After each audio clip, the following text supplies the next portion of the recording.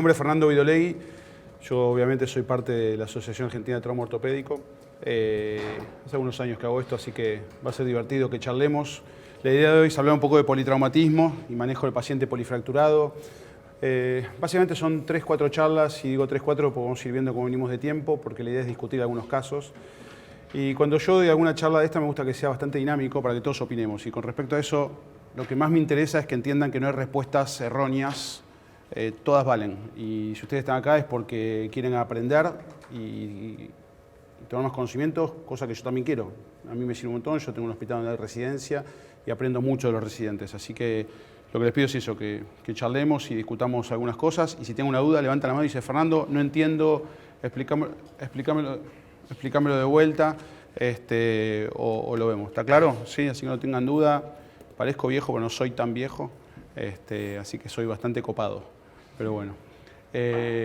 ¿Podemos ya o todavía no? No. Bien. Díganme un poquito, a ver, ¿quiénes son residentes de los que están acá? A ver, levanten la mano los que son residentes. Bien, la mayoría. ¿Quiénes no son residentes? Los demás. Bien. ¿De ustedes de qué hospital son? Más fuerte no escucho, y encima tengo un oído tapado, así que... Piñeiro. Osplat. Osplat. Perón Avellaneda.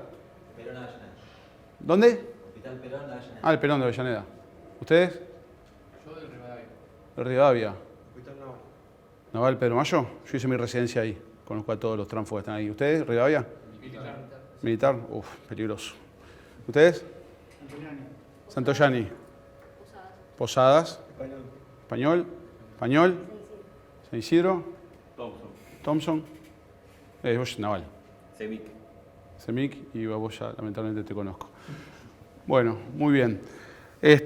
Yo voy a hablar un poco, una charla, esto es manejo de politraumatización. Ustedes saben las dos formas que hay de manejar los pacientes politraumatizados, lo que dice la literatura, pero más que en la Argentina no podamos actuar de esa forma muchas veces, por una cuestión de medios. ¿Saben cómo son las dos formas básicas de manejar a un paciente politraumatizado?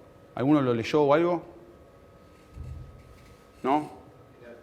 El ABC, pero más orientado a trauma Sí, también. sí, vamos a hablar de traumatología hoy, si no va a ser un... Control del daño y área de protección. Perfecto. ¿Y qué es eso básicamente? Porque de eso vamos a hablar. Mi charla tiene que ver con eso. Uno podría dar una charla de control del daño o podría dar una charla de tratamiento temprano definitivo, que es la traducción de Early Total Care. Pero yo lo que hice es una conjunción de las dos y es básicamente cómo manejar a un paciente politraumatizado desde el punto de vista traumatológico, obviamente. Es claro que el ABCDE, que todos lo conocen, es imperativo en el manejo de un paciente politraumatizado y de eso yo no voy a hablar. Lo que sí les recomiendo, que si ustedes hacen guardia, les interesa el trauma, les interesa el manejo global del politraumatizado, es que hagan el curso del ATLS. No sé si alguno lo hizo el ATLS. ¿Nadie lo hizo? Todos, usted lo hizo. Perfecto. ¿De dónde, qué hospital eras? De Piñeiro, muy bien. El ATLS es un curso, ¿saben todo lo que es el ATLS o no? Les cuento, básicamente es un curso empaquetado que viene del Colegio Americano de Cirujanos y que les enseña a manejar realmente un paciente traumatizado, un paciente grave. Y les ayuda a salvarle la vida al paciente.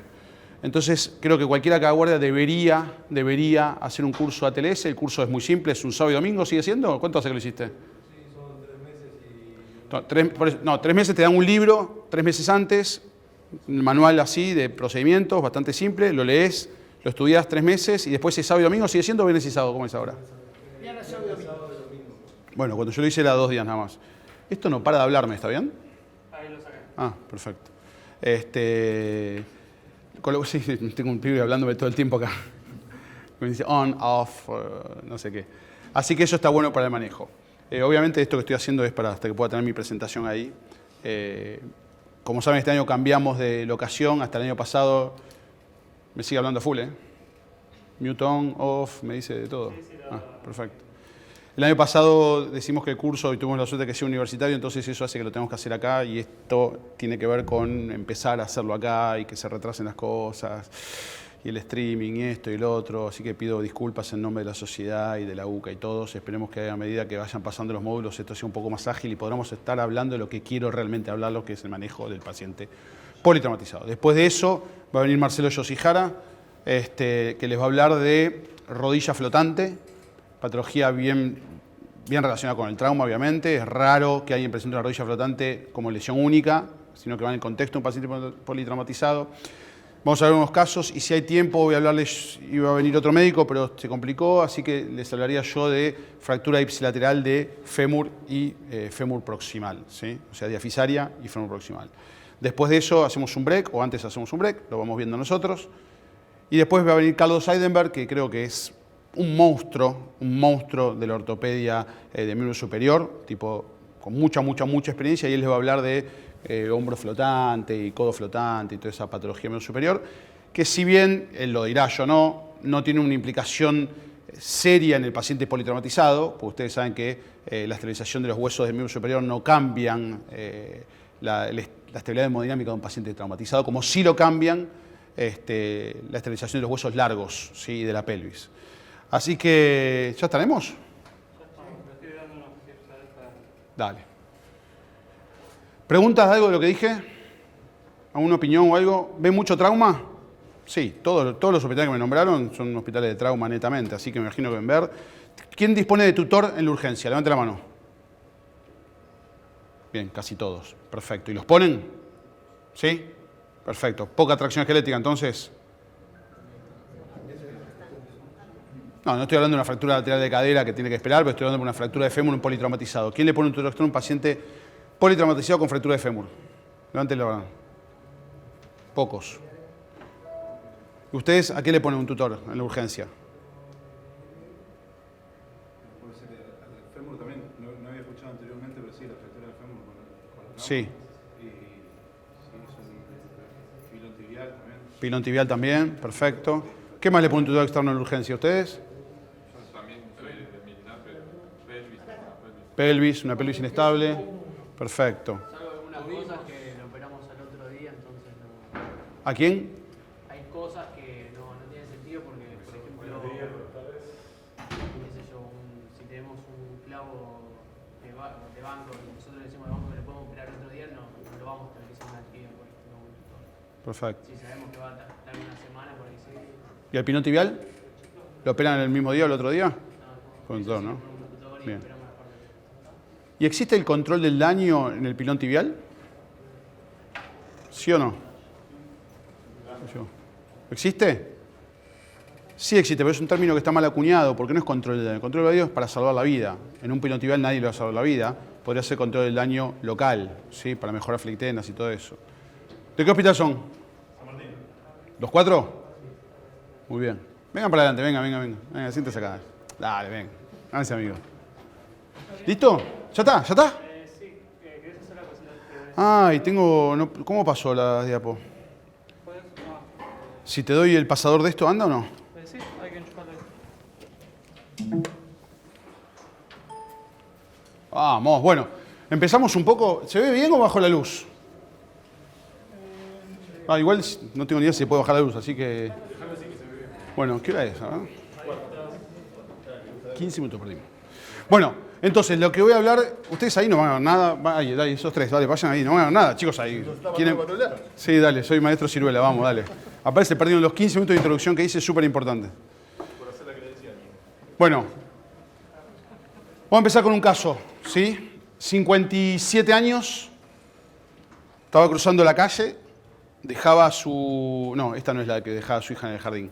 Este estaba cruzando la calle, medio tomado, lo atropelló un auto y cayó al hospital con 30 de hematocrito, en ingreso, así de grado. Un TEC sin pérdida, por suerte, una presión 90-55, está bastante bien, flaco, medio deportista, capaz que eso le baja la presión, y 105 de frecuencia cardíaca. ¿Está estable o no está estable el paciente? Levante la mano el que cree que está estable. ¿El paciente el que cree que está inestable? ¿Y el resto cómo está? ¿Está estable? Bueno, sí.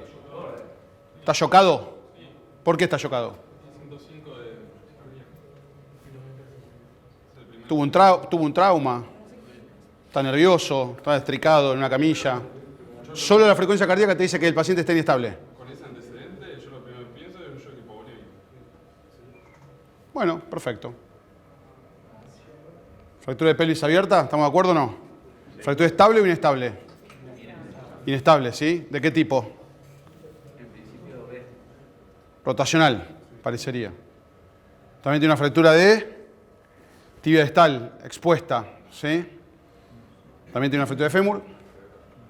También tiene una fractura de pilón tibial. Y una fractura de supracondilia. Todo esto tiene el muchacho este, por atropelló un auto y cayó a la guardia. ¿Qué hice? Lo llevé al quirófano, le puse una fijación anterior y un tornillo. Aproveché, le puse un clavo retrógrado, buena indicación para un politraumatizado, ¿están de acuerdo o no? Estuvo bien. Le puse un clavo en la tibia. Yo tengo banco también, como ustedes. ¿Eh? Le pusiste un tutor en el fémur también. ¿A dónde? No, le puse claro, ¿por qué un tutor? No, pero no tiene los ojitos de Jans. No, tiene un tutor. No, habríamos peludeado, pero no. Le puse un clavo de tibia, le operé el pilón y le operé el fémur distal. Crack. ¿Soy crack o no soy crack? Con bastante. ¿Eh? Salí, le dije a la familia, olvídese, lo solucioné la vida, soy un genio, un genio, un genio. Aparte estuve 8 horas, 9 horas operándolo, bastante rápido. Le pasamos 4 unidades nada más, bastante bien. El único temita es que el paciente se murió a las 2 horas. ¿Qué hice mal? Primero hay que hacer control del daño. Ahí ¿Sí? ¿Por qué? Y porque es un paciente ya inestable con la pérdida, o sea, la bulimia que perdió. Paciente estuvo 2 horas con 9,6 de presión. 2 horas lo Una tuve fractura de fémur que ya tiene 1,5 litros de pérdida, Ajá, más la fractura de pelvis, ajá, la fractura de pierna, ajá. va sumando. ¿Sí? Y después con el fresado pierde más. No ofrecé ningún clavo, son los dos no fresados. Ah, buena esa. Buena esa, estuve bien. ¿Qué hice mal? O no hice nada mal y se murió porque se tenía que morir. ¿Qué opinan? ¿Qué opina, doctor? De borde, ¿Eh? te hubieras hecho otro laboratorio, ponerle el dato, Ajá, bien. Ajá. Bien, perfecto. ¿Qué más hice mal? El segundo impacto muy rápido. O sea, el Ajá. primer impacto fue el trauma. No tengo que dar ninguna charla, ya está, ya saben todo. Ya está. Lactato, control del daño, segundo impacto. Perfecto. ¿Qué hice mal? Primero no vi esto. ¿Cómo está el paciente? Mirá. ¿Eso qué es? Hipotermia. ¿Eso qué es? Plaquetopénico. ¿Eso qué es? No, ¿esto qué es? Coagulopático. ¿Esto qué es? ¿Qué tenía? Sí, o la tríada de la muerte. ¿Sí? Este paciente tiene la tríada de la muerte más una contunción pulmonar, como si faltara poco. Con lo cual, lo que hice mal fue, sin ninguna duda, una mala evaluación inicial, una mala resucitación, una muy mala resucitación, no repuse líquido, no mejoré la volemia, una mala resucitación, sin ninguna duda una muy mala toma de decisiones. Soy el peor del mundo tomando decisiones. Y las decisiones y las indicaciones son lo que hace diferencia a un buen médico y un mal médico. No poner mejor un clavo o poner mal un clavo. La decisión, la indicación. Y obviamente un mal manejo de los tiempos. Como dijo él, hizo un segundo impacto muy rápido y muy agresivo. Básicamente, ¿se ve ahí abajo? No se ve nada de allá, ¿no? Ah, ¿sí ves? ¿En serio? Wow. Yo no veo ni de acá. ¿Qué hice mal? Identifiqué mal al paciente. No supe qué paciente estaba tratando. Entonces fui súper agresivo. Y básicamente de eso vamos a charlar. Y creo que tienen muy claro todos y saben un montón de lo que estoy hablando. Sé que vamos a tratar de reforzar algunos conceptos y esclarecer otros. Pero básicamente la idea de mi charla de hoy es tratar de identificar los diferentes tipos de pacientes que se presentan con politrauma. No todo es el mismo. No todo es el mismo y tiene que ver con un montón de factores. Desde la edad, los antecedentes, el tipo de trauma, cómo uno lo maneja. Pero es importante eso.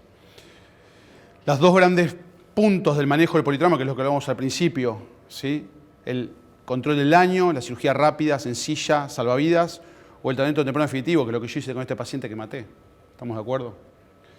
Y obviamente establecer prioridades para el manejo de los pacientes con múltiples lesiones. Esa es la idea de la charla de hoy. Cuando uno va a manejar un paciente politraumatizado, primer paso, como lo dijimos también hoy, tiene que ver con la ABCD. No hay ninguna duda, la ABCD salva vidas, está súper establecido y de vuelta los invito a hacer un curso de ATLS. Con lo que estudian en la residencia, con lo que estudian en la facultad, hacer el curso es sencillo, no es complicado y es rápido.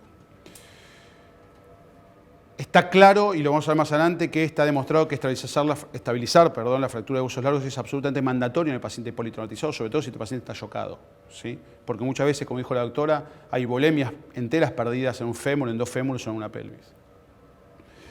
Disminuir la respuesta inflamatoria inicial, el trauma que tuvo el paciente. Yo tengo que tratar de disminuir esa respuesta inflamatoria sistémica que tuvo el paciente, ¿sí? Pero sobre todo, y es donde yo mejor puedo actuar, y es lo que decía el doctor, ¿de qué hospital era?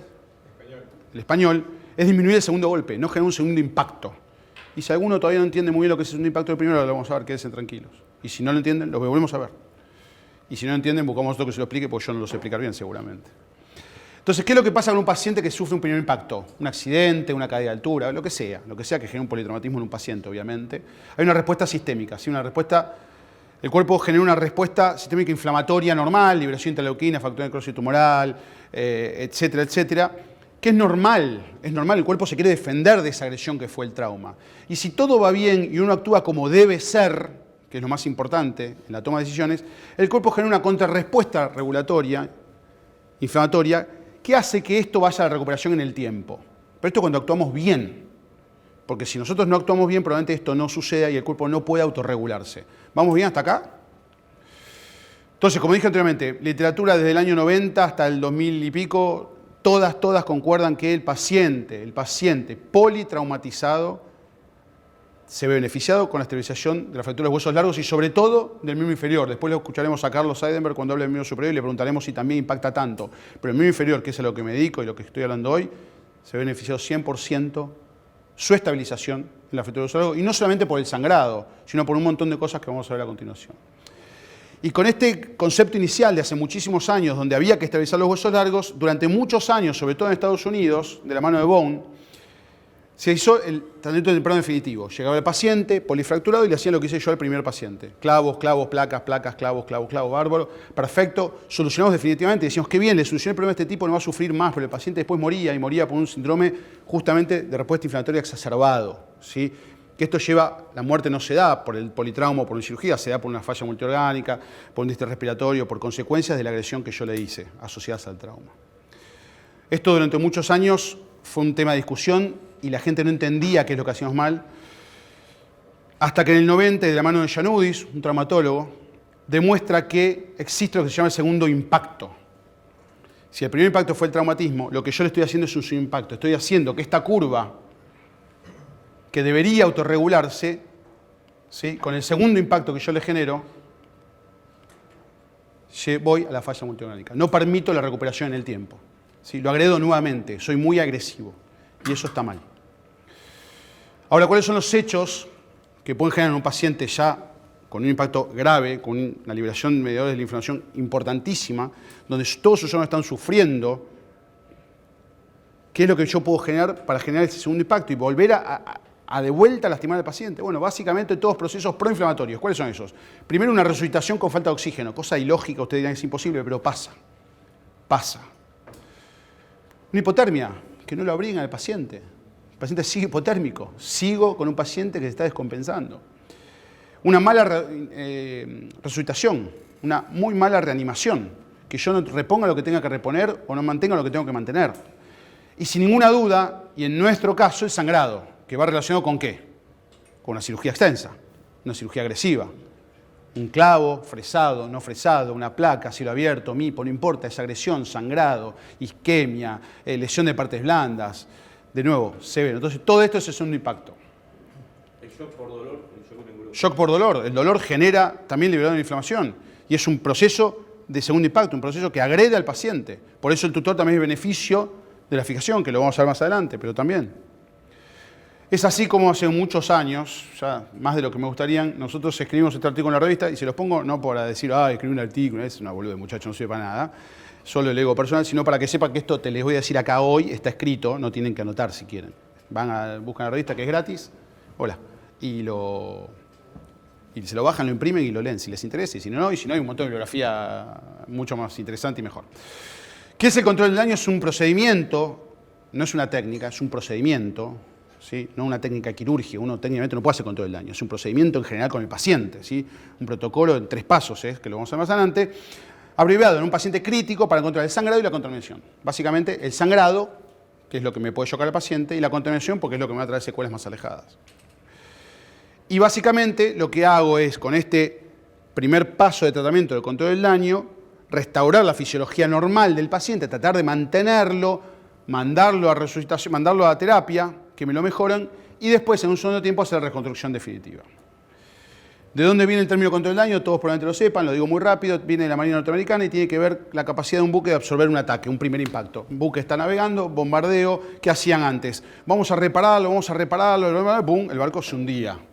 Uno dijo, no, pará, no lo reparemos, tapemos, sellemos las compuertas y como podamos llegamos a un puerto y ahí sí lo reparamos. Eso es control del daño, lo mismo que hacemos nosotros con nuestros pacientes. ¿Sí? Esto pasó a la cirugía general, lamentablemente acá nos ganaron los cirujanos generales. Rotondo, a principios de los años 90, agarra este concepto de la Marina norteamericana y lo lleva a la cirugía general. ¿Con qué paciente? Con el paciente que tiene un trauma penetrante, generalmente una lesión hepática. ¿Qué hacía Rotondo hasta esa época? Lo mismo que hacían los marinos en el barco, ¿sí? Trataba de reparar la lesión hepática en forma aguda, ¿sí? Y el paciente se moría desangrado. Se moría desangrado, coagulopático, se moría el paciente. Entonces dijo, pará, voy a dejar de hacer eso, voy a hacer lo que hacen estos muchachos. Le pongo un packing, abro, packing, aprieto, dejo el abdomen abierto y contenido, lo mando a terapia, paro el sangrado con mi packing y cuando el paciente está mejor, vuelvo y reparo el hígado. ¿Se entiende? Esto es lo que hacía Rotondo, por suerte, de la mano de Papé, ¿sí? Cirujano alemán de mucha experiencia, lo pasó a la cirugía ortopédica. Y de nuevo, lo mismo, si yo antes le ponía un clavo, una placa, ¿qué hago? Ahora le pongo un tutor, un método de fijación más simple, más versátil, más económico, que me puede salvar a un paciente. Entonces la fijación externa de los huesos largos y la pelvis. Y menos agresivo también. Menos agresivo. Lo mando a terapia, que se ocupen ellos. Esta charla la doy en la Sociedad de Terapia Intensiva y cuando digo esto me putean, obviamente. Nos tenemos que cargar nosotros, ¿y qué creen? Me voy a cargo yo. Y después, cuando está en condiciones, que vamos a ver más adelante, cuando le hago la cirugía definitiva. ¿Cuáles son los objetivos, ¿sí?, de este protocolo de tratamiento contra el daño? Básicamente, dos. El control de las hemorragias y el control de la contaminación con la esterilización ósea. ¿Qué generó eso? Disminuir la pérdida hemática, el estímulo de la respuesta inflamatoria, y de esto se basa toda la charla, la respuesta inflamatoria que genera un paciente, el tiempo quirúrgico y previeno, qué burro, y prevengo tromboembolismo, embolia grasa, la falla multiorgánica, básicamente, que el paciente se me complique como me pasó a mí. Ahora bien, lo más importante, de nuevo, es lo que hablamos al principio, es la indicación a qué paciente hacérselo, porque si yo se lo hago a un paciente que tiene una fractura aislada de fémur, que se cayó en la moto y dice, oh doctor, me duele, me cae en la moto, está perfecto, eso no es control del daño, muchachos. Termino de decir porque lo escucho un montón, no, le hicimos control del daño. No, control del daño no es para un paciente que está lúcido, que no es un politraumatizado, ¿sí? Entonces, vamos a esto que es la escuela de Hannover, sin ninguna duda la escuela con más experiencia del mundo en trauma, divide los pacientes politraumatizados en 4 tipos. Paciente estable, después ustedes pueden ver esto, en el trabajo está, y si no les saco una foto o se lo mando yo por mail, no hay ningún problema. Paciente estable, ¿qué le vamos a hacer a ese paciente? ¿Qué le podemos hacer a ese paciente? Tratamiento definitivo, lo que quieras puedes hacer. ¿Estamos de acuerdo? Del otro, los extremos son siempre fáciles. Siempre son fáciles los extremos, ¿no? La fractura sin desplazamiento es fácil, la fractura de chabolsa es fácil. El tema son las que están en el medio, ¿no? La típica, está muy borderline, señora. Esa es la difícil que vos decís, ¿qué hago? La extrema gravedad, ¿qué le voy a hacer a un paciente que está con extrema gravedad? ¿Qué le hago? Control del daño. No me voy a poner un clavo, una placa, no, le hago control del daño. Entonces los bordes es fácil, las puntas son fáciles. El problema viene con los del medio, ¿sí? El paciente límite y el paciente inestable. Con lo cual uno tendría que evaluar cada paciente por sí mismo, porque obviamente es imposible meter a todos los pacientes en una tabla, y evaluar qué paciente debería ser factible de tratamiento de control del daño o tratamiento temprano definitivo. Y para eso es mucho más fácil esto. Cualquier paciente que esté acidótico, ¿sí?, hipotérmico, coagulopático, con un trauma pulmonar, que requiere transfusiones de sangre preoperatorias, y donde la cirugía puede tardar más de 90 minutos, ese paciente, por más que esté donde esté, borderline, donde esté, este paciente es un paciente para tratamiento de control del daño. ¿Me explico? ¿Sí? Esto creo que es importantísimo. La técnica para un traumatólogo es, como diría mi hijo más chico, es una papa. Es una papa. Fijador externo, motor, bisturí. Necesito intensificador de imágenes para poner un fijador externo en la urgencia en un paciente politraumatizado. Este lo puse yo. Te voy a decir, uy, este pibe es peligrosísimo, mirá cómo dejó la fractura, en varo, acortada, desplazada. No necesito, no me interesa, no quiero que me quede el osteocito alineado con el osteocito. No, yo quiero estabilizarlo. Si está cortado, está cortado, está rotado, está rotado. Con cierta lógica, le pongo un fijador externo, tracciono un poquito. Tampoco que le voy a poner fijador y me quedo así. No, tracciono un poco y nada más. ¿sí? No necesito intensificar de imágenes, no necesito. Por eso está bueno, y le insistimos a los residentes, cuando pongan tutor, sientan una cortical, sientan la otra. Yo los residentes que vienen con el motor, el shunt directamente, hasta la camilla te agarran. No, porque el día que no tengas motor, no te sirve, ¿sí? Y los residentes y médicos de planta también conozco un montón. Y grandes jefes también. Entonces no necesito. ¿Cuáles son las fases? Muy simple. La primera, control de hemorragia, fijación externa, contaminación, isquemia, evaluar fasciotomía, todo lo que ya todos sabemos. Muy divertido, muy lindo. Después, ¿qué hago? Lo mando a mis amigos terapistas. Me llevo muy bien, les aclaro. Que le pongan todas las drogas que necesiten. Yo ya lo estabilicé. El paciente no sangra más. Mi paciente no sangra más. Y después lo esterilizo en forma definitiva con lo que quiero. Placa, clavo, ender, clavija, lo que tengan ganas. Lo que tengan ganas. ¿Cuáles son las ventajas del control del daño? Reducción de respuesta inflamatoria, sin ninguna duda. Sí. ¿Estoy qué? ¿Me dijiste que te avise 15 o No. No, que venimos 15 minutos retrasados, eso te dije. Es una cirugía, es un concepto rápido y permite, y esto está bueno, operar al paciente, ¿sí? Estable, primero, estable, pero sobre todo con un óptimo equipo. No es lo mismo para mí operar a las 3 de la mañana con el residente de primero y el de segundo que operar a las 8 de la mañana con mi dos médicos de planta que hace uno mano y otro pie y tengo esa patología. Y con una óptima logística. Todos sabemos muy bien que un hospital no trabaja igual a las 3 de la mañana que a las 8 de la mañana, ¿sí? Entonces esto te lo permite el control del daño. Disminuye sin ninguna duda la intensidad de la respuesta inflamatoria secundaria. No es que la disminuya completamente, disminuye la intensidad. Cuanto más la bajemos, mejor. Y no aumenta las complicaciones en la cirugía de revisión, y esto lo vamos a ver más adelante también, respecto a infección, pseudotosis y concentración viciosa, si la cosa se hace como corresponde, técnicamente y en los tiempos que corresponde, ¿sí? No es que si le pongo un tutor se va a infectar el clavo de mañana, no. Si lo pongo mal se va a infectar, si lo trato mal se va a infectar, si tardo mucho se va a infectar, si no lo cuido se va a infectar, pero no porque la técnica o procedimiento de control del daño. Demostrado más claro imposible, fíjense, control del daño, tratamiento temprano definitivo, control del daño en terapia 3.3, en tratamiento definitivo 4.8, trabajos de papel, buenísimos, léanlo porque son impresionantes lo que hacen estos pibes, viejísimos. Reduce el tiempo en UTI, ¿qué es eso? Reduce el tiempo en asistencia respiratoria mecánica y miren la mortalidad, ¿no? La mortalidad 11% a 22%, 11% control del daño, 22% tratamiento definitivo, tiene que ver con la hora de la cirugía y el tiempo en respirador. ¿Desventajas? Sí, tiene desventajas. Me parece que no son desventajas, no las considero, pero en la bibliografía lo remiten.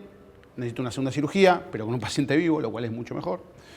Aumenta los costos y sí, necesito más cirugías, más implantes, más tiempo, pero de nuevo, me parece que la vida de un paciente lo vale. Y muchas veces, pero tiene que ver con una cuestión del cirujano más que nada, el retraso de la cirugía de conversión. Como que, bueno, esperemos un poco, que no, que el terapista dice que no, con lo cual empieza la lucha terapista, anestesiólogo, cirujano, traumatólogo, para cuando lo opero no, pero eso tiene que ver con la cuestión más argentina que una cuestión científica netamente. Entonces vamos a ver este caso, 18 años, deportista profesional, esquiador profesional, TEC sin pérdida, usaba casco con dolor costal, no se ve, así que se los leo. 32 de hematocrito, frecuencia cardíaca 88, frecuencia respiratoria 24, 9.8 hemoglobina, 35 de temperatura, 130 de plaquetas, pH 7,4. Levante la mano quien le hace tratamiento temprano definitivo a este paciente. Nadie. 1, perfecto. 2. Los demás no le hacen tratamiento definitivo. Yo creo que es un paciente estable. Yo se lo hice, tiene una fractura de platillo asociada. Está bien. Temperatura está bien, plaquetas también, pH está bien. Hematocrito 32 está bárbaro, está bien. Me parece que sí. Me parece que uno debería pensar qué hacerle. Nosotros este paciente que estaba estable hicimos un clavo, una tibia y anduvo bien. Porque ¿a ustedes les parece que es un paciente inestable este? ¿Sí o no? Levanten la mano que creen que es un paciente inestable. No inestable, pero un paciente de 32 hematocrito en el contexto politrauma. El hematocrito no habla, un hematocrito no te sirve para nada para ver si el paciente está estable o no. Pero fíjate lo que hablamos antes. Vamos para atrás. Fíjate lo que hablamos. 35 de temperatura, 130.000 plaquetas, 7,4 de pH. Me parece que está bastante estable. Bueno, este sí le hice tratamiento definitivo y no se murió. Este no se murió. ¿Sí? Me parece que es un paciente estable. Ahora vamos a hacer otro paciente. ¿Qué pasó con esto? ¿Se murió? Ay, la pucha. Siempre me quemo yo mismo los casos. Vamos a ver esta. 39. Accidente motovehicular, sin trauma de tórax, bastante bien. 90-70 de presión, esta está un poco baja. 79 frecuencia cardíaca, 36 de hematocrito, revémoslo, viene a 10,8, 12 horas del trauma, pero tiene 90.000 plaquetas, 33 y 7,3. ¿Esta paciente le haría tratamiento temprano definitivo? Me parece que no. Me parece que no. Pero acuérdense que los pacientes también hay que evaluarlos después de hacer la resucitación. Eso es importante. No todo paciente hay que evaluarlo inicialmente, hay que ver cómo va con la resucitación. Esta paciente tenía esta fractura supracondilia, esta fractura de tibia, terrible esta fractura, me acuerdo, fue un dolor de bola. Y esta fractura creo que bilateral de húmero era, o no, es la misma, no me acuerdo. No, bilateral, creo que bilateral. Lo intubaron, la ventilaron, mejoró. No, esto no es 100-750, es 175, les juro por Dios. Mejoró la temperatura, mejoró el pH y mejoraron las plaquetas. ¿Sí o no? ¿Y ahora qué le puedo hacer a esta paciente? Todavía tenemos dudas, ¿no? Levante la mano quien le hace tratamiento temprano definitivo. No me digan, en el hospital no tengo clavo. No, tenemos todos, somos Gardel. Estamos operando en la Mayo Clinic todos. ¿Nadie le hace tratamiento temprano definitivo? Uno, perfecto. ¿Qué hice yo? Tratamiento temprano definitivo, le hice el fémur. ¿Sí? Bastante bien quedó. ¿Pero qué pasó? Tardó, después de 3 horas de resucitación, me bajó el oxígeno, ¿sí? Me aumentó la frecuencia respiratoria y la frecuencia respiratoria. ¿Qué empezó a pasar? Se está descompensando, ¿sí? ¿Y la temperatura cómo estaba? ¿Empezó a bajar también? Empezó a bajar, ponele que sí. Cuando la gente empieza a bajar, ¿viste? Empezó a bajar. ¿Qué hago? No puedo seguir con mi plan. Entonces, ¿qué hago? Tutor externo, valva a los miembros superiores, ¿sí? No era bilateral, era un solo. Fíjese, tiene la parotomía también, no sé qué otra cosa. Tutor externo y listo. Entonces hacemos esto y decís, bueno, pero entonces, ¿qué hiciste? ¿Hiciste control del daño? ¿Te equivocaste? ¿No te equivocaste? Y la verdad que uno podría decir que sí, que se equivocó, pero si uno empieza a estudiar, esto existe y esto se llama, bueno, después le hice al tiempo le hice la osteosíntesis esta, que no importa, le hicimos tratamiento temprano apropiado, ¿sí? Early Appropriate Care Protocol. En medicina no es todo blanco y negro, hay grises y esto es lo gris.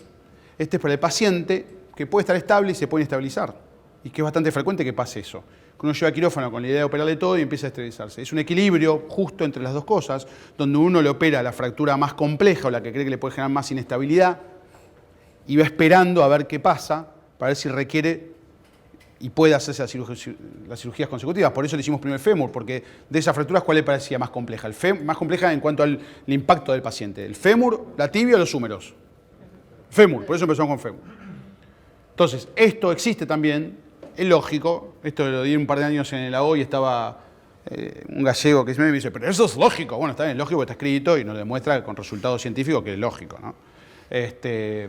Con lo cual, es una buena opción de tratamiento en algunos pacientes donde están estables, borderline, pero quiero mejorarle el resultado postoperatorio. Ahora vamos a ver específicamente control del daño. ¿Cuáles son los pacientes que deberían ser tratados siempre con control del daño en el contexto de un paciente politraumatizado? Y el primero, sin duda, es la fractura de fémur. Y acá, estas son todas las ventajas que tiene estabilizar una fractura de fémur en un paciente politraumatizado. Miles. Mirá, dolor, lo que dijiste vos, sin ninguna duda. Hay un caso, Sí. perdóname, una No, fractura dale. de tobillo en Ushuaia que lo trajeron en un helicóptero sin saber, Sí. y el tobillo venía colgando fuera de la camilla y el tipo se murió del dolor. Y sí, obvio. Pasa. El dolor es importantísimo. Aparte del dolor, lo que hace, si vos disminuís el dolor con un fijador, en este caso, disminuís el uso de narcóticos. Y todos sabemos la morfina, la mepridina, la nubaína, lo que usen, el impacto que tiene respiratorio a nivel del sistema nervioso central en un paciente politraumatizado. Disminuye la mortalidad, tiempo de asistencia respiratoria, tiempo en UTI, incidencia de infección, trauma secundario, sangrado, embolia grasa, inmovilización, complicación traumática, todo. No tengan ninguna duda, muchachos. Hay que ponerle, como esta chica, esta sí es la maestra del jardín que cruzaba después de terminar el horario de clase y la levantó por el aire de un auto y vino absolutamente traumatizada, chocada, hipovolémica, acidótica, coagulopática. Acidopática es una mezcla de acidosis y coagulopática, la acabo de inventar, muy buena. Acidopática. Con fractura bilateral del fémur y fractura expuesta grave de tibia, ¿sí? Entonces, ¿qué hacemos a esta paciente? No hay ninguna duda qué es lo que vamos a hacer. Le vamos a hacer fijadores externos. Fijadores externos. ¿Buscamos reducción? No buscamos reducción. Alineación. Nada más. A esta mujer, fíjense que esto ni siquiera es en un quirófano, es en un shock room. Esta paciente la mandamos a terapia. Los terapistas no la mejoran. Y cuando está en condiciones mínimas, que lo vamos a ver a continuación, la llevo a quirófano y le hago mis clavos, mis placas o lo que crea necesario para la fractura que estoy tratando y la consolidación al tiempo. ¿Qué pasa con los pacientes de trauma de tórax y fractura de huesos largos? Bueno, así como la fractura de pelvis es obligatoria esterilización en un paciente politraumatizado, la fractura de fémur asociada con un trauma de tórax es necesaria justamente por la incidencia elevada de tromboembolismo en estos pacientes que ya tienen un golpe respiratorio, un golpe pulmonar. Obviamente el fijador externo es rápido, los clavos en este caso, aunque sean no fresados, tienen mucha mayor agresión de impactación endomedular que un tutor externo, obviamente. Y si yo hago las cosas como corresponde, mi tasa de infección en cuanto al recambio de tutor con clavo es bastante baja y no genera mayor inconvenientes. Y esto es lo que les decía. Fíjense este trabajo también de hace muchos años, trabajo de Papé también, con Cretec, que demuestra que si uno le cambia del tutor al clavo antes de las 2 semanas, la incidencia de infección es casi nula. Es muy baja. Ahora, después de las 2 semanas, empieza a aumentar ligeramente la incidencia de infección. Obviamente tiene que ver con cómo están los llanos, cómo está la piel, cómo está el paciente. Pero en un contexto ideal, antes de las 2 semanas no haría mayor riesgo ni aumentaría eventualmente el proceso infeccioso o aumentaría por poner un tutor y después un clavo. Y acá hay un paciente típico, una contusión pulmonar, justo ya está. Contusión pulmonar, TEC sin pérdida, miren que hematocito 17, de vuelta, coagulopático, un desastre este muchacho, fractura de ambos supracondida de los 2 lados, fractura de platillo tibial, también fractura de antebrazo y húmero, también control del daño, válvulas a los miembros superiores, después discutimos con Carlos, acuérdense de preguntarle, hay que poner válvula, hay que poner tutor, se lo dejo para que lo pregunten, y tutor externo transarticular, las 2 articulaciones, ¿sí? Para posteriormente, una que sale de terapia, hacer equipos y operar en equipo para disminuir de nuevo la intensidad del trauma y la osteosíntesis definitiva que no viene el caso. ¿Qué pasa con el trauma de cráneo? Es lo que menos bibliografía hay respecto al beneficio del control del daño en el paciente con trauma de cráneo, pero la realidad es que la fijación temprana en este tipo de pacientes lo que hace es disminuir los movimientos involuntarios y la rehabilitación. Ustedes saben que estos pacientes con trauma de cráneo severo, que están intubados en terapia, requieren mucha movilización para disminuir las complicaciones por el decúbito, con lo cual el tutor externo de estos pacientes, el beneficio es más ese que seguramente por el impacto de poder tener una fractura de fémur en un trauma de cráneo severo. ¿Me explico? Y por último, la lesión de anillo pélvico, que no me voy a extender porque creo que el módulo que viene es de pelvis y acetábulo, estoy casi seguro, pero no cabe ninguna duda que es una lesión mortal, donde lo importante es reconocer que nuestro sitio de sangrado es la pelvis. Si usted tiene un paciente que está chocado, y esto acuérdenselo bien, lo voy a decir despacio, que me cuesta a mí hablarlo despacio. Si usted tiene un paciente chocado, que descartaron sangrado externo, no le sangra la femoral, no le sangra la carótida, descartaron sangrado externo. Descartaron sangrado interno en cavidades reales, tórax, abdomen. Ecofat no sangra, radiografía de tórax no sangre. Descartaron sangrado en cavidades virtuales, retroperitoneo, ¿sí? No sangra.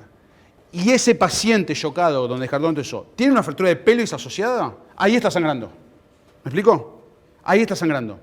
Por eso ese paciente tiene que ser tratado con el control del daño, porque esto te mata al paciente. Y este es un ejemplo, 23 años, TEC con pérdida, neumotórax bilateral, absolutamente chocado, ¿sí? Con inotrópicos, compresión anteroposterior, fractura de fémur asociada, fractura de pilón y otras cosas más, pero lo importante, ¿qué es lo que tengo que hacer? Esto.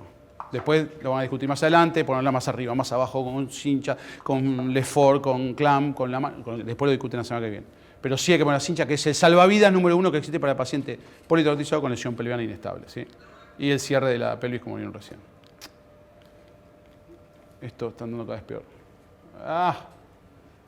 Para adelante, hijo de... Ahí está. Después sí, obviamente, la cincha es momentáneo, no es definitivo. Cuanto menos tiempo la puedan poner y más pueden poner un tutor, muchísimo mejor. Amputación del otro lado, tutor externo del otro lado, control del daño y osteosíntesis definitiva más adelante, cosas muy importantes. Entonces, venía diciendo que más adelante vamos a ver cuándo convertir, cuándo podemos hacer segundo tiempo, y la realidad es que es importante porque uno no puede pecar por exceso de operar antes ni por defecto de operar después. Entonces es importante entender en qué momento es más adecuado. Obviamente vamos a buscar un paciente que esté estable hemodinámicamente, si no, no sería lógico lo que hicimos. Mejorar su hipotermia, su coagula hepática, su función renal, su función hepática, todo eso tiene que estar bien. Y básicamente lo que concordamos es que entre los primeros 4 o 5 días, no hay ninguna duda que ahí no habría... Sí. Disculpame. Sí. Pero yo siempre pido una ecografía abdominal porque tú haces sangrado hepático del vaso y se lo comen, te lo comes porque vos pensás que no tiene nada óseo y el trauma no es solamente hueso, sino también abdominal. No, obvio. En el manejo del ATLS, sí. El manejo del ATLS, sí, la EcoFast es la parte más importante de la evaluación abdominal. La ECOFAD es un tipo de ecografía que se hace para buscar sangrado en cavidad. Sí, no hay ninguna duda que eso es importantísimo. Por eso, cuando dije lo de pelvis, dije descartamos todo otro tipo de sangrado, ¿sí? Real o virtual. Entonces, el primer 4 días no, porque hay un aumento excesivo, obviamente, de la inflamación por el primer y segundo trauma. Hay una ventana ideal entre el 5º y 10º día, eso sería ideal, que es donde la respuesta inflamatoria disminuye, porque después empieza a aumentar de vuelta a la segunda o tercera semana, con lo cual habría que esperar casi un mes para poder operarlo. Esto sería lo ideal. Obviamente, también existen estudios objetivos, valoración de leuquina, pH, coagulación, que nos puede ayudar, pero básicamente esto sería lo ideal y evitar, sobre todo la primera semana, primero al 4 día sería importante terminarlo, siempre intentamos ir al 10º día, 9º día. Para terminar, recuerden que la esterilización de huesos largos en el paciente politraumatizado tiene que ser estándar de tratamiento, no hay ninguna duda, el beneficio ya lo mostramos a lo largo de la charla, es importantísimo, uno podrá decidir, dependiendo de qué tipo de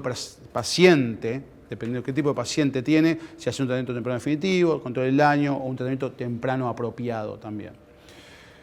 Obviamente, esto se basa en un montón de valores y hay que entender muy bien qué paciente estamos tratando. Y acuérdense que si bien existe el paciente estable, inestable, borderline, es importante entender que no esté coagulopático, no esté acidótico, no esté hipotérmico, que no esté pasando por un proceso inflamatorio exacerbado. Y obviamente la reanimación e identificar al paciente es clave para que no pase lo que pasó en el primer paciente, que hicimos una mala identificación del paciente. Bueno, gracias, chicos.